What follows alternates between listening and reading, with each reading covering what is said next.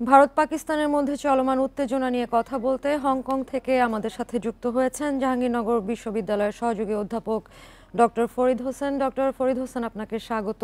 প্রথমে যে বিষয়টি জানতে চাইবো যে কাশ্মীরে হামলার পর থেকেই ভারত পাকিস্তানে হামলা চালাবে এমন একটি আশঙ্কা করা হচ্ছিল। গত বুধবার কিন্তু 36 ঘন্টার একটি সময় বলেছিল গোয়েন্দারা, পাকিস্তানি গোয়েন্দারা, কিন্তু দেখছি যে আজ সেই হামলা হয়েছে। এই বিষয়টিকে আপনি কিভাবে বিশ্লেষণ করবেন? আহ, আপনাকে অনেক ধন্যবাদ আমাকে যুক্ত করার জন্য। হ্যাঁ, আপনি যেমনটি বলছিলেন, সেটি হলো গত 22 আহ, আমি গত মাসের 22 তারিখের যে পেহেলগামের সন্ত্রাসী হামলা, সেটির পর থেকে কিন্তু একটি সমূহ সম্ভাবনা আমরা দেখতে পাচ্ছিলাম। বিশেষ করে দুই পক্ষেই যুদ্ধের একটা প্রস্তুতি নিচ্ছিল। বিশেষ করে ভারতীয় কর্তৃপক্ষ তারা কিন্তু এই আপনি আপনি যদি দেখেন, যেটা হলো যে প্রাইম মিনিস্টার নরেন্দ্র মোদী আহ, আহ, বিভিন্ন সামরিক কর্মকর্তাদের সাথে তার নিয়মিত বৈঠক, বিভিন্ন বিশেষ করে মন্ত্রীদের তৎপরতা, তাদেরকে কিন্তু মোটামুটি নিশ্চিত আহ, করা যাচ্ছিল যেটি হলো যে তারা হামলা করতে পারে। বাট এক্ষেত্রে একটি গুরুত্বপূর্ণ বিষয় হলো, দেখেন, ভারত কিন্তু তুলনামূলকভাবে একটু বেশি সময় নিয়েছে তাদের প্রস্তুতির জন্য। যার যার ফলশ্রুতিতে কিন্তু আমরা এটি অনুমান করতে পারছিলাম, যেটি হলো যে হ্যাঁ, ভারত একটি আহ, আমি যদি বলি যেটি হলো যে তার যে বড়সড় একটি প্রতিক্রিয়া পাকিস্তানের এগেনিস্টে দেখাবে, এবং যেটি কিন্তু গত রাত্রে তার প্রতিফলন কিন্তু আমরা দেখতে পেলাম।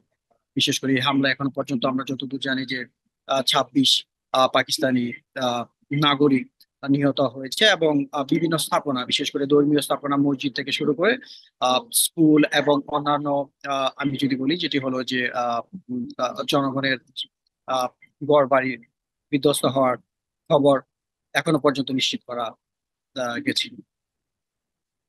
ডক্টর ফরিদ, পাকিস্তানে একটি নিরাপত্তা বৈঠক হয়েছে হামলার পরে, যেখানে বলা হয়েছে যে আন্তর্জাতিক আইনের অধীনে এটিকে যুদ্ধের শামিল বলে অভিহিত করা হয়েছে। আহ, এবং শাহবাজ শরীফ, পাকিস্তানের প্রধানমন্ত্রী, কিছুক্ষণ পরেই জাতির উদ্দেশ্যে ভাষণ দেবেন আশঙ্কা করা হচ্ছে, এবং পাকিস্তান থেকে হুঁশিয়ারিও দেওয়া হয়েছে যে কঠোর জবাব দেওয়া হবে ভারতের এই পদক্ষেপের। সেক্ষেত্রে যদি পাকিস্তান পাল্টা হামলা চালায়, সেক্ষেত্রে দক্ষিণ এশিয়ার পরিস্থিতি কি হতে পারে? আহ, যথার্থই আপনি যদি দেখেন, যেটি হলো যে যুদ্ধ পরিস্থিতি না, অলরেডি যুদ্ধ আমি যদি বলি শুরু আহ, হয়েছে, এবং সেটি সর্বাত্মক যুদ্ধে রূপ নিবে কিনা সে নিয়ে এখন আলোচনা এবং তর্ক বিতর্ক হতে পারে। তবে আপাত দৃষ্টিতে যে দেখে যেটি মনে হচ্ছে যে পাকিস্তান কিন্তু এর জবাব দেওয়ার চেষ্টা করে।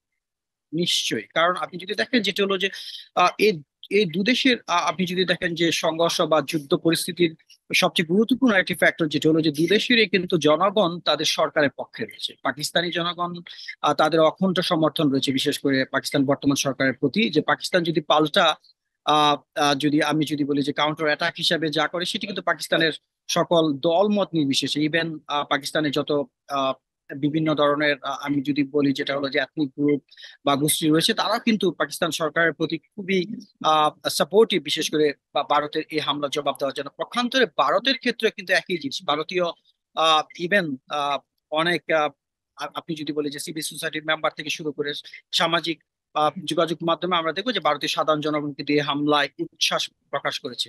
তো এই ক্ষেত্রে আমি যদি মনে করি যেটি হলো যে এটার একটি আহ, আমি যদি বলবো সেটা হলো যে একটি বড় ধরনের কনসিকুয়েন্সেস রয়েছে, বিশেষ করে সাউথ এশিয়ায়। আর এক্ষেত্রে আমাদের বাংলাদেশের আমি স্পষ্ট করে যেটি বলবো সেটি হলো যে আমাদের বাংলাদেশের উচিত, বাংলাদেশ সরকারের উচিত যেটি হলো যে আনুষ্ঠানিকভাবে বিবৃতি প্রদান করা যে এই যুদ্ধ সংঘর্ষের পক্ষে আমরা নই। এই ক্ষেত্রে আমাদের অবস্থান হবে নিরপেক্ষ, এবং আমাদের অবস্থান হবে শান্তির পক্ষে।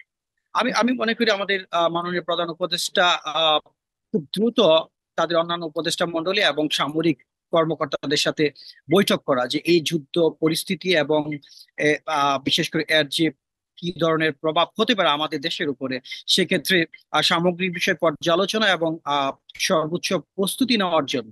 আমি এটি বলবো যেটা হলো যে যুদ্ধের প্রস্তুতি না, আমরা আমাদের যদি আপনার যদি আমি আমি একটি কথা বলি যেটা হলো যে এই দুই নিউক্লিয়ার পাওয়ারের মধ্যে যুদ্ধের যে আহ, নেতিবাচক যে প্রভাব, যেটি আমাদের বিশেষ করে ভূখণ্ডের উপর হতে পারে, বা আমাদের আমাদের বাজারে হতে পারে, আমাদের ব্যবসা বাণিজ্যে হতে পারে, সেই বিষয়ে কিন্তু আমার মনে হয় যেটি হলো যে একটি সর্বদলীয় বৈঠক, পাশাপাশি আমাদের উপদেষ্টা মণ্ডলীদের সাথে সামরিক আমি যদি বলি যে কর্মকর্তাদের একটি বৈঠক অতি দ্রুত হওয়া উচিত। যার ফলে আমি যদি বলি সেটি হলো যে আমাদের সার্বিক প্রস্তুতি বিষয়গুলো কিন্তু সেই জায়গায় আলোচনা হতে পারে।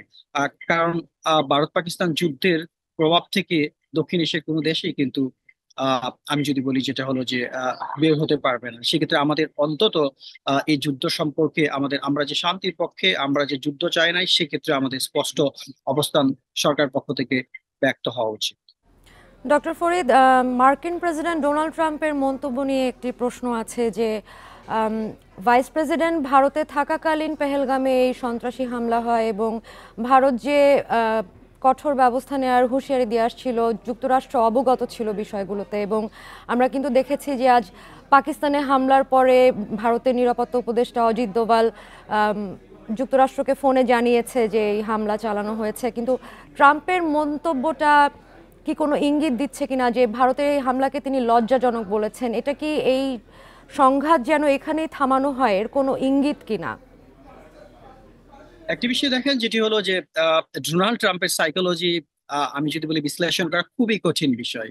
আহ এক্ষেত্রে ইভেন তার অবস্থান এই যুদ্ধ সম্পর্কে বা পাকিস্তান ভারতের মধ্যকার যে সংঘর্ষ সম্পর্কে এখনো কিন্তু স্পষ্ট নয়। তবে একটি বিষয় যেটি হলো যে মার্কিন যুক্তরাষ্ট্র আহ এবং ডোনাল্ড ট্রাম্প কিন্তু এই যুদ্ধ সর্বাত্মক যুদ্ধে রূপ হোক সেটি কিন্তু চায় না তারা। এবং আপনি যদি দেখেন যেটি হলো যে মার্কিন যুক্তরাষ্ট্রের ফরেন পলিসি বিশেষ করে দক্ষিণ এশিয়ায় তাদের সবচেয়ে ঘনিষ্ঠ মিত্র হিসেবে পরিচিত ভারত, এবং সেক্ষেত্রে ভারতের প্রতি তাদের একটা সিম্পেথি থাকবে। কিন্তু এই যুদ্ধ যাতে সর্বাত্মক যুদ্ধের রূপ নেয় সেটি কিন্তু মার্কিন যুক্তরাষ্ট্র সহ পৃথিবীর অন্য কোনো গ্রেট পাওয়ার সেটি কিন্তু চায় না। এবং আপনি যদি রাশিয়া থেকে শুরু করে চীন, মার্কিন যুক্তরাষ্ট্র, তারা কেউ কিন্তু এই যুদ্ধের একটি সর্বাত্মক যুদ্ধের রূপ নেয় সেটি চায় না। কারণ আপনি যদি দেখেন যে দ্বিতীয় বিশ্বযুদ্ধের পরে এই প্রথম বিশ্ব কোনো পারমাণবিক যুদ্ধের আহ সম্মুখীন হতে পারে যে সম্ভাবনা, সেটি কিন্তু প্রকট হচ্ছে।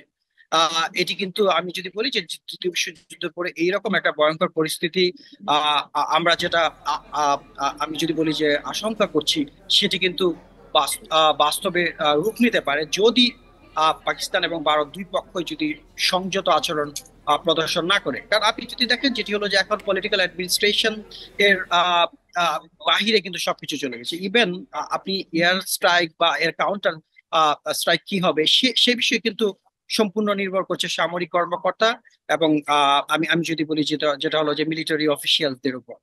এক্ষেত্রে কিন্তু আমি যদি বলি যে সিভিল অ্যাডমিনিস্ট্রেশন বা পলিটিক্যাল লিডার্সদের কিন্তু তেমন কিছু করার থাকবে না যদি যদি পাকিস্তানের যে কাউন্টার অ্যাটাক সেটি যদি খুব সিভিয়ার হয়, সেটি যদি খুব আমি যদি বলি বিধ্বংসী হয়, সেক্ষেত্রে ভারত কিন্তু আবার আপনি যদি বলে যে কাউন্টার স্ট্রাইকের জন্য ডেফিনেটলি সেটি কিন্তু সেটার উত্তর দিবে। সো এই ক্ষেত্রে আমি বলবো সেটি হলো যে দ্বিতীয় বিশ্বযুদ্ধের পরে এই প্রথম বিশ্ব খুব গভীর সংকটের সম্মুখীন।